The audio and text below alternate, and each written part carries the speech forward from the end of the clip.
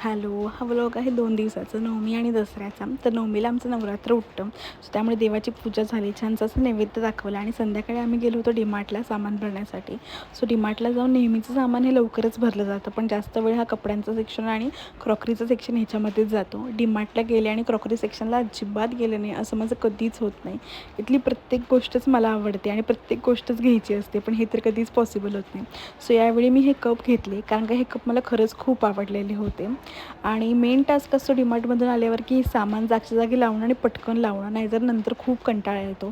So ते काम केलं, जेवणं केले आणि मस्त असे झोपलो. त्यानंतर सकाळी लवकर उठलो, कारण का दसरा होता. दरवाजासमोर छानशी रांगोळी काढली, आईने देवाची छानशी अशी पूजा केली आणि चैतन्याचं नेहमीचंच म्हणजे हार बनवण्याचं काम चालू होतं.